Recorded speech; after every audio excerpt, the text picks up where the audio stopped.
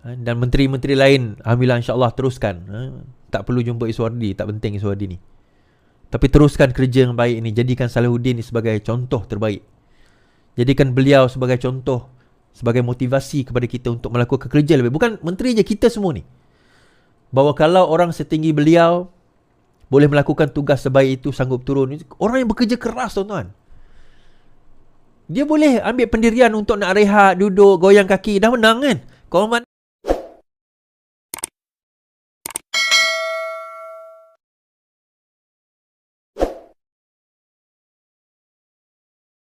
warahmatullahi taala wabarakatuh. Selamat sejahtera. Allah. Assalamualaikum warahmatullahi wabarakatuh. Selamat sejahtera, selamat malam, salam reformasi, salam perjuangan.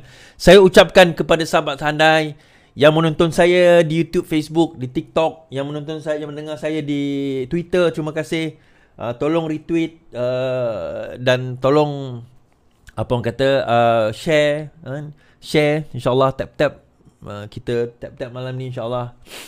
Berita yang sangat mengejutkan berita yang sangat mengejutkan, seperti yang tuan-tuan maklum daripada title tajuk berita ni, iaitu YB Salahuddin Ayub telah pun disahkan meninggal dunia kira-kira pukul 9.23 malam tadi, 9.23 malam tadi, oleh anaknya. Dan berita tentang perkebumian sebagaimana dan sebagainya, nanti saya akan update lagi di dalam Facebook saya, dalam Twitter saya, dalam Facebook saya. Kita doakan, innalillahi wa inna ilaihi raji'un, kita sedekahkan Fatihah kepada beliau. Kita doakan semoga beliau ditempatkan di kalangan orang yang beriman, beramal soleh, di kalangan para solehin, para anbiya. Diampunkan segala dosa, diampunkan segala dosa beliau. Dan bagi saya lah, malam ni insyaAllah saya akan bercerita personal kisah saya dengan Salahuddin, YB Salahuddin Ayub ni. Personal kisah saya. Ni kisah saya. Tonton mungkin ada kisah tonton, mungkin tonton kenal, tonton tak kenal. Saya mengenali YB Salahuddin ni bukan sebagai seorang menteri, tapi saya mengenali beliau sebagai seorang sahabat, sebagai seorang kawan. Dan Salahuddin, YB Salahuddin ni adalah orang ketiga dalam tahun ini, kawan saya yang meninggal dunia. Orang ketiga meninggal dunia. Beliau telah berlaku pendarahan otak. Apa orang kata? 2 hari lepas beliau dimasukkan hospital. Dia dalam program berceramah di apa orang kata, di Alustar. Dalam program berceramah di Alustar. Kemudian dia tak berapa sihat, dah masuk dalam bilik, muntah-muntah pada waktu itu menurut kata sahabat saya. Kemudian dibawa ke hospital, diperiksa, berlaku pendarahan. Kemudian doktor suggest untuk mengadakan pembedahan. Dan tadi disahkan telah meninggal dunia pada kira-kira pukul 9.23 minit malam. Pada awalnya ada berita beliau telah meninggal dunia, tapi dinafikan kerana belum ada kepastian. Doktor mengatakan masih lagi bernafas, jantung masih lagi berdegup. Kita menunggu sampai betul-betul final. Dan 9.23 tadi anak beliau Fatihah Salahuddin di dalam Facebook telah pun upload satu kenyataan mengatakan sah bahawa ayahnya telah meninggal dunia kira-kira 9.23 petang. Sebaik saja Dr. Zaliha melawat, I think mungkin beliau balik, dan kejadian itu berlakulah. Ajal maut Allah SWT tentukan. Malam ni saya cerita personally tentang YB ni, dan bagaimana dia bagi saya ini personally lah, bagi saya dia telah melakukan yang sangat baik untuk negara kita. Dan bagi saya dia telah mendapat satu pengakhiran yang baik, husnul khotimah sebenarnya, satu kematian yang baik, di mana dia telah berjaya, bagi saya lah, ini personally saya cakap, telah berjaya meninggalkan satu perkara yang insya-Allah jadi pahala buat beliau sehingga sampai bila-bila. Beliau menolong orang susah dengan program rahmah dan sebagainya, dan kita kena teruskan lagi program ini. Dan beliau menginitiatkan perkara ini sehingga kita dapat satu idea rahmah, kan? Orang susah boleh dapat, dia turun ke padang dan sebagainya. Dan saya share sikit kenapa saya kata dia sahabat sehingga akhir hayat dia. Akhir hayat dia, saya dengan dia lah, InsyaAllah saya akan cerita. Tapi sebelum tu saya nak komen sikit jugalah tentang kenyataan daripada Fahim Saiful berkenaan dengan program apa nama, konsert 1975, konsert satu band yang apa orang kata, yang melakukan aksi yang cuba nak mencabar kedaulatan undang-undang di negara kita, dan akhirnya dihentikan oleh Fahmi Fazil. Dihentikan oleh Fahmi Fazil konsert tersebut, dan juga 2 hari program tersebut pun dihentikan. Dan akhirnya yalah, dengan tegasnya kerajaan ini mengambil tindakan. Thank you Fahmi Fazil mengambil tindakan. Dan hari ini Wan Saiful Wan Jan menyatakan bahawa jika Fahmi Fazil patut letak jawatan disebabkan oleh tindakan daripada tindakan 1975 tu, band the 1975 itu. Tapi timbalan Menteri Menteri KKD mengatakan bahawa, kan, jika Wan Saiful didakwa rasuah, logikkah Menteri KDN letak jawatan? Timbalan Menteri Komunikasi dan Digital Teo Ning Ching telah menolak desakan Ahli Parlimen Wan Saiful Wan Jan supaya Fahmi letak jawatan berikutan kontroversi kumpulan The 1975. Teo berkata kesalahan demikian adalah tidak logik. Adakah Wan Saiful akan meminta Menteri Pengangkutan meletak jawatan jika ada yang melanggar had laju atau peraturan jalan raya? Perlukah Menteri Dalam Negeri meletak jawatan sekiranya orang awam mencuri atau disyaki rasuah, kemudian didakwa di mahkamah seperti yang berlaku kepada Wan Saiful, katanya. Dia merujuk kepada 2 pertuduhan kes Wan Saiful berhubung skandal Jana Wibawa. Pada hari Jumaat, 2 anggota lelaki British 1975 bercium semasa di atas pentas festival Good Vibes sebagai bantahan terhadap undang-undang Malaysia berkaitan LGBT. Ini mencetuskan balik balas orang ramai dan Wan Saiful membidas Fahmi. Dia berkata harus bertanggungjawab dan meletak jabatan sebagai Menteri Komunikasi dan Digital. Yang pertama sekali nak bagi tahu dengan Wan Saiful lah. The 1975 ni tak pernah hantar notis dia nak buat macam tu. Okay, itu yang pertama. Dan betul lah kata timbalan Menteri KKD tadi. So patutkah Menteri KDN letak jawatan hanya kerana Wan Saiful Wan Jan didakwa mengamalkan rasuah? Wajar tak Wan Saiful Wan Jan meletak jawatan kerana beliau telah bukan didapati bersalah lagi, didakwa melakukan rasuah. Didakwa. Kalau dia kata tak, tapi saya baru didakwa, saya belum lagi didapati bersalah. 1975 tu, The 1975, walaupun dia melakukan aksi itu di hadapan kita, bukan kita nak menentukan dia bersalah atau tidak. Itu terpulang kepada hakim. Dia tak bersalah lagi. So kalau itu nak dijadikan alasan bahawa kena letak jawatan, maka Wan Saiful Wan Jan kena letak jawatan. Wan Saiful Wan Jan kena letak jawatan terlebih dahulu. Sebenarnya tuan-tuan, dia dah tak ada modal lah. Dia untuk tuduh kerajaan ni kerajaan LGBT. Tuan-tuan tahu tak, pada zaman bila Eilish datang Malaysia, dia kibar bendera LGBT. Konsep tu tak dihentikan tau. Pada zaman Perikatan Nasional Memerintah. Tahun 2021 ke 2022 dia datang. 2021 rasanya. Konsep itu tidak pernah dihentikan. Malah diteruskan. Zaman ini baru buat macam tu, terus konsert itu dihentikan, padahal konsert itu ada berbaki 2 hari lagi tau. Konsert itu ada berbaki 2 hari lagi. Penganjur boleh saman di 1975. Penganjur boleh saman. Penganjur kena pulangkan balik duit tersebut kepada penonton, dan penonton boleh saman untuk dapat balik ganti rugi. Boleh. Sebab apa? Itu adalah kesalahan penganjur, tapi dalam masa sama blame is on the band kerana telah melanggar syarat-syarat. Tuan-tuan nak pergi konsert ni, dekat Malaysia nak pergi konsert, air tak boleh bawa, alkohol tak boleh bawa, barang-barang keras seperti power bank pun tak boleh bawa. Kan? Yang boleh bawa telefon saja dalam konsert. Tak tahulah kalau konsert yang baru ini ada boleh bawa ke tidak lah, tapi konsert biasa memang tak boleh. So undang-undang di Malaysia nak buat konsert ni strict sebenarnya. Kan? Kalau negara luar siap mabuk ni, kat Malaysia tak ada. Kat luar lepas tu nak mabuk, itu terpulang pada dia lah. Tapi dalam konsep tu tidak dibenarkan membawa barang-barang tersebut, terlarang. So dia buat aksi tersebut, apa kena mengena dengan Fahmi Fazil? Dia tak hantar notis dia nak buat aksi tersebut. Bukan dia hantar notis nak bagi tahu. So kita nak bawa hujahan kita, bagaimana kerajaan ini menjaga integriti kedaulatan undang-undang. Bagaimana menteri-menteri kita menjaga integriti dan kedaulatan undang-undang, tuan-tuan. Dan peristiwa itu menjadi satu pengajaran kepada orang lain. Orang mempertikaikan undang-undang kita. Kita nak bagi tahu. We want to send the message to the world that this is our country. This country belongs to us. We have a prerogative di atas negara ini. And this is our law. This is our land. And anyone who enters our country, they have to abide by our laws and they have to abide by our rules. Kita pergi ke negara dia, kita abide dengan dia punya rules, dengan dia punya regulations, dengan dia punya budaya.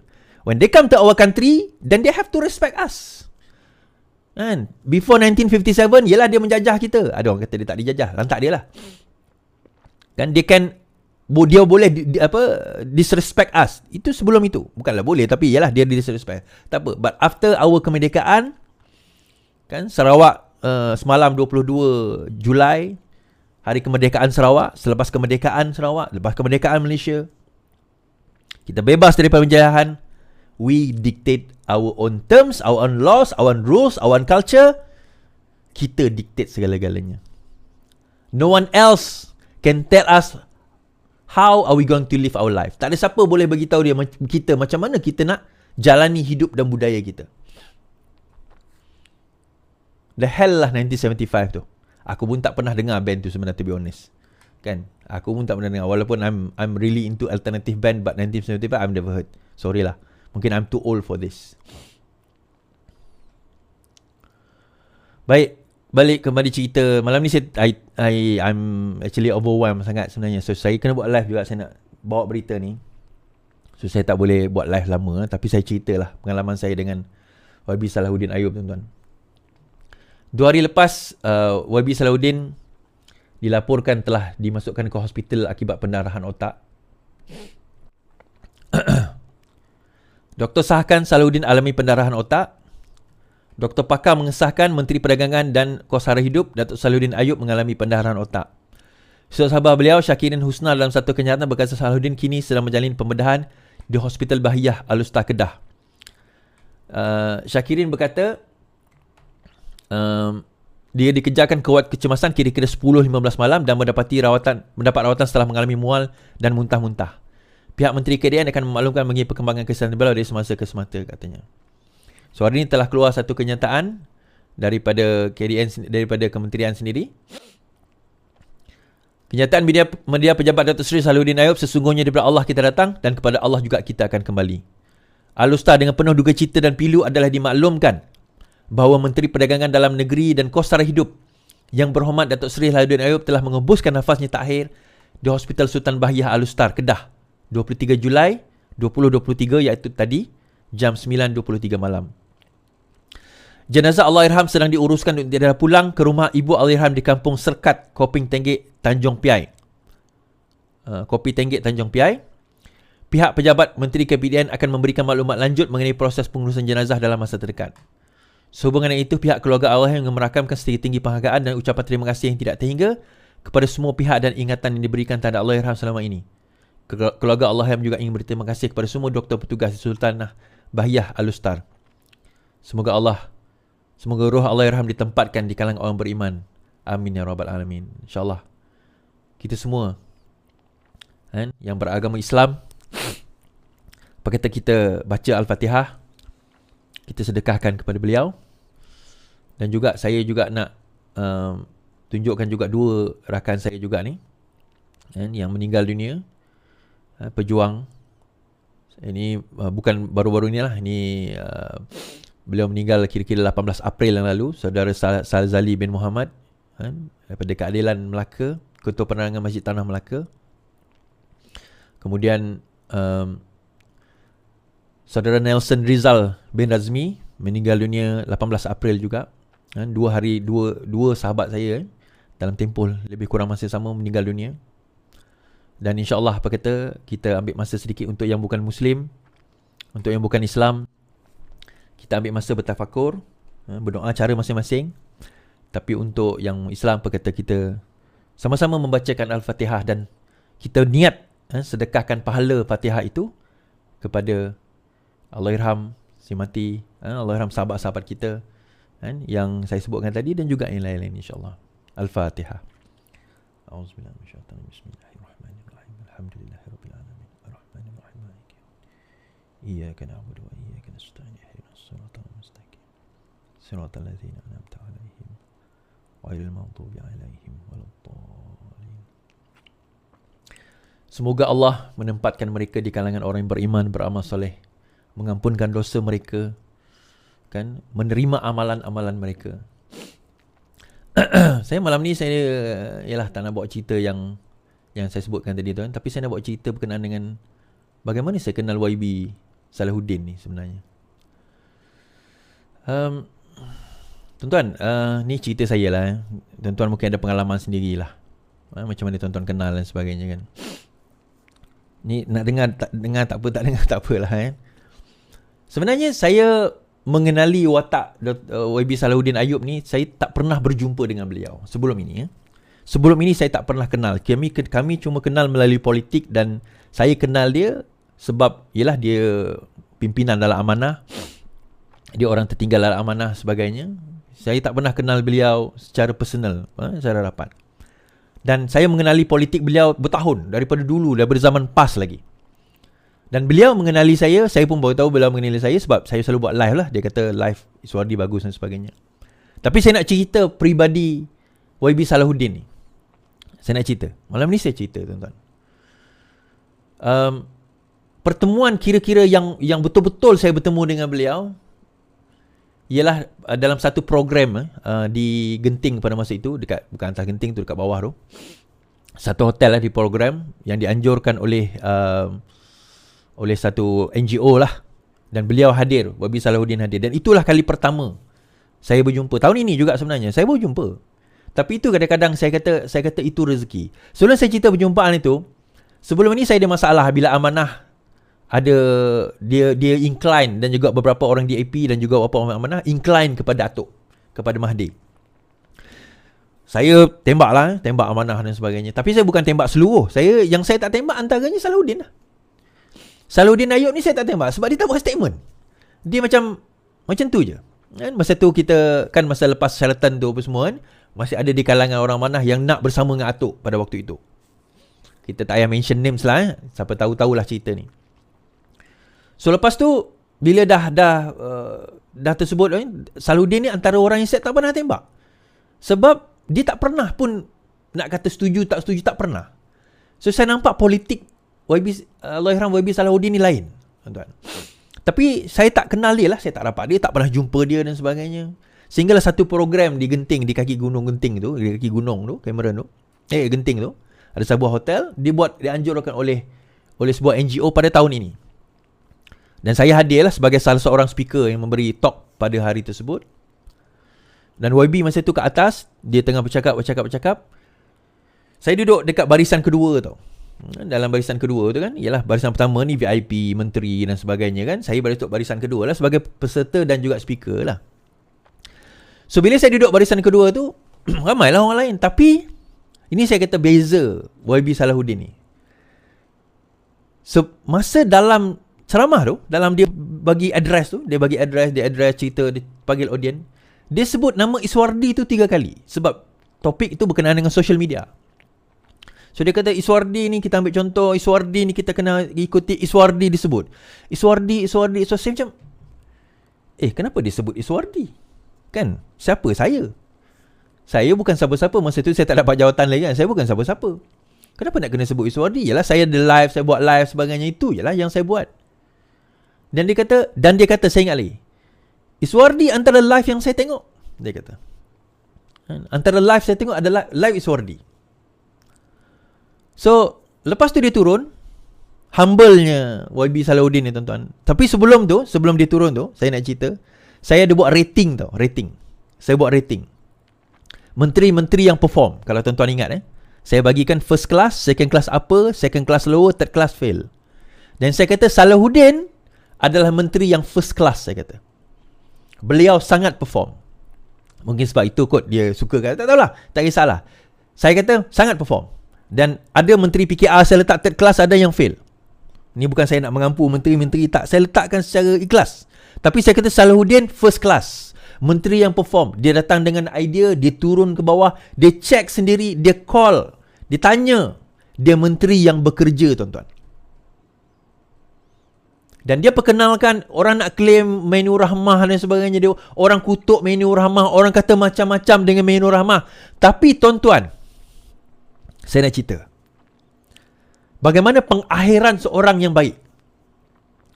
Bernama Salahuddin Ayub ni, pengakhiran yang baik, husnul khotimah. Bagi saya lah, Iswardi Morni claim. Tuan-tuan punya pengalaman, masing-masing punya pengalaman. Bagaimana beliau meninggalkan legasi dalam keadaan harga barang pada waktu itu melambung naik bila kita take over. Dia meninggalkan harga legasi supaya ada penetapan makanan kurang daripada RM5 dengan nutrition yang ada karbohidrat, ada sayur, ada protein dan ada air kurang daripada RM5. Siapa yang mulakan, tuan-tuan? Salahuddin Ayub. Tuan-tuan, dia mungkin tak bagi makan orang miskin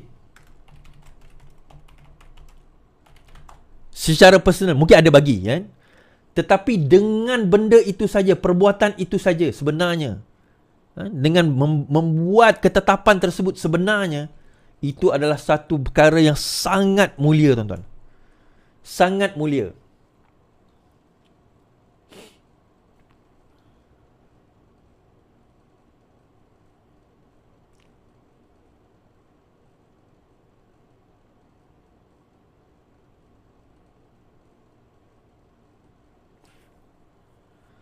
Sangat mulia. Bayangkan berapa juta, ratus ribu juta manfaat, pahala yang mengalir kepada beliau sebenarnya daripada perbuatan dan yang sebelum ini dan yang akan datang kalau usaha ini diteruskan lagi. Betapa doa orang yang susah bila dapat menu rahmah, dia dapat makan dengan RM5 tu. Tuan-tuan, kita boleh gelak. Kita boleh gelak, kita boleh perkecilkan usaha dia, kita boleh kata dia macam-macam gimmick dan sebagainya. Tetapi saya bersaksi, tuan-tuan, ada orang yang sangat susah kata terima kasih pada pengenalan menu rahmah itu. Dia dapat bagi makan dua anak dia dengan diri dia sendiri kerana pada dia ada hanya RM15 je. Cukup, dia kata, pada waktu itu. Saya bersaksi, kita semua, tuan-tuan, bersaksi bagaimana usaha beliau turun ke lapangan. Dia buat kerja dia. Bila orang kata barang mahal, dia compare price, dia jawab. Dan saya nak cerita pasal peristiwa saya jumpa dia tadi kan. So bila dia berceramah disebut nama saya, bukanlah saya nak bangga orang sebut nama kita, tapi yelah, dia menteri, kita ni siapa je. Kita ni orang biasa je, tuan-tuan. Tak ada jawatan, ahli biasa, penceramah biasa. Dia sebut nama kita, sebagai manusia kita terasalah bangga dia dalam hati kita kan. Of course lah. Tapi itu akhlak seorang yang walaupun sudah berada di kedudukan yang tinggi, tuan-tuan, tapi dia boleh memandang orang rendah macam kita, saya ni. Sebagai someone, ada nilai. Itu nilai seorang yang berakhlak, tuan-tuan. Hasil tarbiyah, pendidikan agama yang betul. Inilah dia orang yang berakhlak. Dan saya cerita, lepas dia ceramah, dia turun. Masa dia turun, dia duduk depan saya. Program berlangsung semua, kemudian dia bangun. Yalah, kita dah habis program, saya bangun. Dia bangun, saya bangun lah. Saya tak naklah kacau menteri depan saya. Saya jenis yang tak berani nak kacau menteri, nak tegur menteri. Saya tak berani lah. Kemudian dia toleh saya, dia kata, Iswardi, salam. Dia salam saya, salam dia. YB, apa khabar? Terima kasih. First time saya berjumpa dengan dia ni. Tahun ini juga. Baru je. First time saya berjumpa dengan dia, dia kata YB. Sorry, dia kata YB, apa khabar? Boleh saya tangkap gambar tak? Dia cakap dengan saya, sorry, boleh saya tangkap gambar tak? Salam hati saya cakap, YB, saya yang patut minta nak tangkap gambar dengan YB, bukan YB nak minta tangkap gambar dengan saya. Allah. Saya kata, YB menteri, saya orang biasa. Kenapa YB nak tangkap gambar saya? Tak adalah Suardi. You dah famous sekarang, dia kata. Oh, tak adalah, saya tak famous YB. Saya buat apa yang saya boleh buat lah. Saya pun ambil gambar dengan YB. Saya pun tangkap gambar. Kemudian kami tangkap gambar, tuan-tuan. Kami pun tangkap gambar together. Lepas tu dia tanya, Suardi, dia kata, dia gambar kami. Suardi, minta nombor telefon. Dia minta nombor telefon saya. Saya macam, saya pun tak berani nak minta nombor telefon dia, tuan-tuan. Paling kurang pun saya akan minta nombor telefon pegawai khas ke, setiausaha sulit ke, kan. Dia pun bagi nombor telefon. Saya pun bagi nombor telefon saya kat dia. Kemudian dia kata, dia pun miss call. Itu nombor telefon saya, dia kata. Saya pun save nombor dia. Ini gambar saya dalam program tu lah. Dalam program tersebut, saya bergambar dengan beliau. Inilah dia gambar ni. Kemudian waktu makan, lepas tu petang tu makanlah, dia kata. Tengah-tengah kami makan tu, tiba-tiba dia kata, Suardi, dia kata, ada seorang ni macam muka kau lah, dia kata. Macam muka kau lah, sini, dia kata. Amanah dia ni pengurusi amanah Pahang, dia kata. Ni. Masa tu dekat tempat makan lah, restoran tu kan. Lepas tu dia suruh kami ambil gambar bersama. Bukan ni. Ini. Kan. Dia suruh ambil gambar bersama. Ni gambar kami. Dia kata, ini macam muka kau lah Is. Dia kata, sini ni, ambil gambar. Saya kata, ya ke macam muka saya? Lepas tu ramai komen dekat situ. Dia kata ada ramai komen lah. Kalau kita baca komen, dia kata pelanduk dua serupa. Dia kata kan, ada macam pelanduk dua serupa, macam-macam lah, sebiji macam kembar. Yalah, macam seiras leburu Is. Tak pun orang sangka macam adik-beradik. Tuan-tuan, ni menteri dia menteri, tuan-tuan. Berseluruh dengan kita, baik dengan kita, berbahasa dengan kita. Dia umur dia 61 tahun, tua daripada saya lah. Tapi dia seorang yang berbahasa, yang berakhlak. Dia WhatsApp saya, tanya khabar. Saya pernah lah sekali dia call saya. Dia call saya. Saya call dia balik. Dia call saya balik. Menteri call kita. Tuan-tuan, ni nak cerita lah. Saya ni tak harap menteri nak kontak kita, nak ingat kita. Tak apa, tak payah ingat pun. Tapi dalam ramai menteri selain daripada Fahmi Fazil, ni je lah yang menteri yang pernah kontak saya. Betul, serius saya cakap. Menteri lain tak pernah kontak saya. Apa yang dia tinggalkan, tuan-tuan?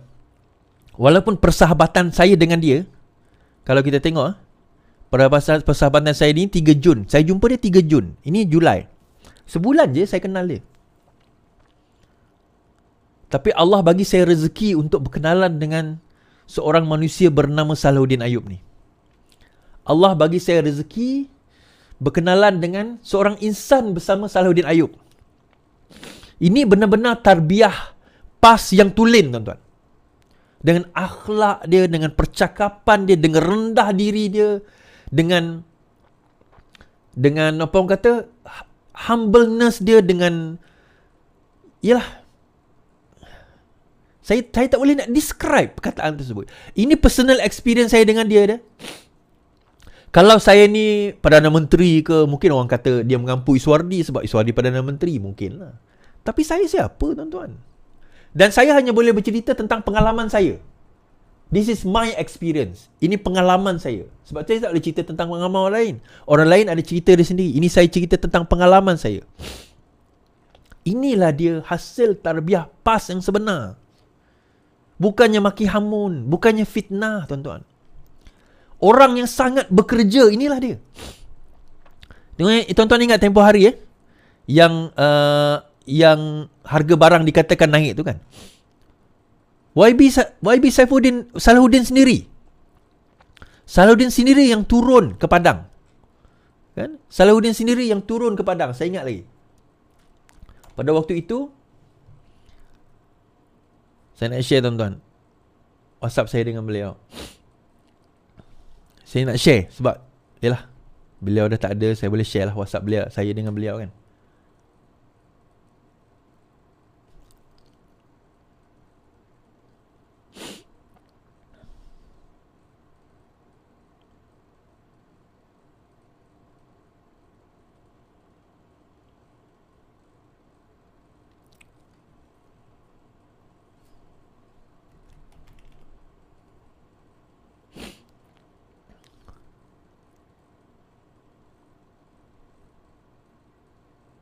Sorry, sekejap.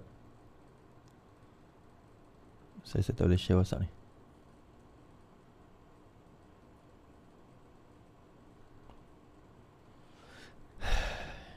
Dia sendiri yang turun ke padang pada waktu itu. Kalau tuan-tuan ingat dia sendiri yang cek harga barang. Dia sendiri yang pergi periksa laporan orang. Dia sendiri yang jawab. Yelah, dia ada pegawai-pegawai dia. Dan yang saya paling ralat, tuan-tuan, ini saya paling ralat lah, pada kira-kira minggu lepas, 2 minggu lepas, beliau call saya, WhatsApp lah, beliau call saya. Dia kata, Iswardi, apa kata kita pergi ngeteh, dia kata.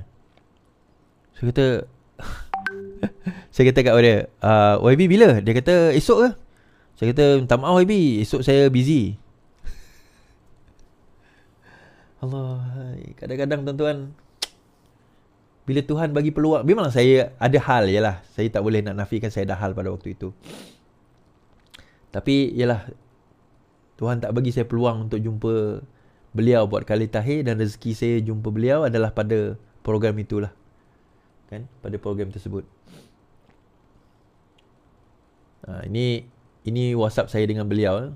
Saya boleh tunjukkan bahagian ni saja. Ni lah, boleh lah.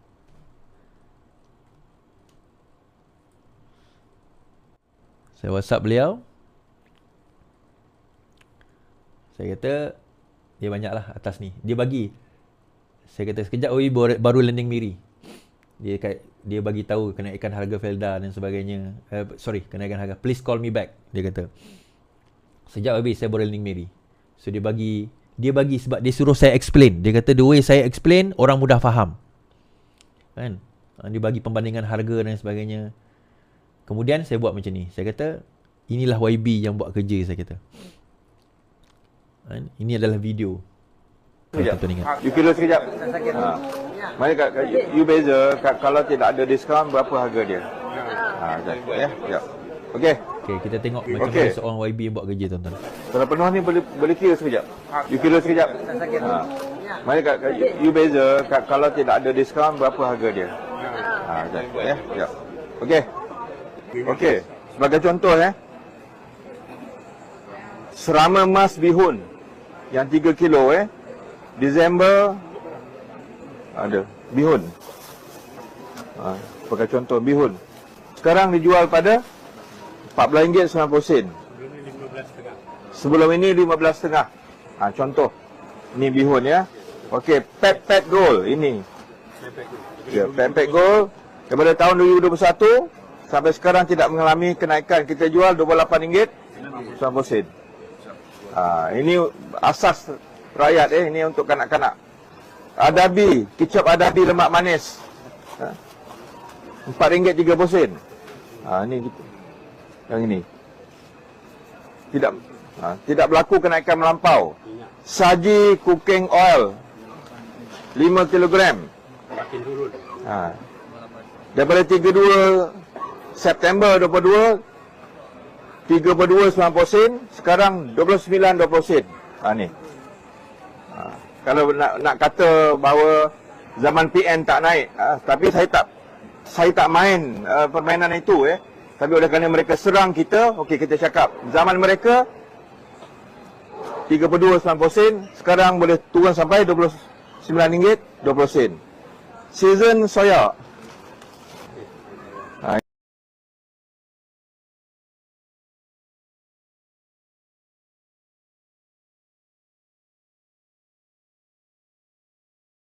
Ini sebagai contoh ni susu soya RM2.40 sen.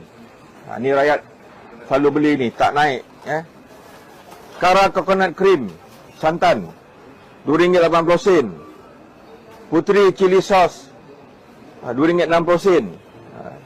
Jadi ini semua pada kadar yang saya rasa semua boleh saksikan masih dijual pada paras harga yang berpatutan dan tidak berlaku kenaikan yang melampau. So ini sebahagian daripada yang saya cuba buktikan kepada rakyat di mana sekalipun.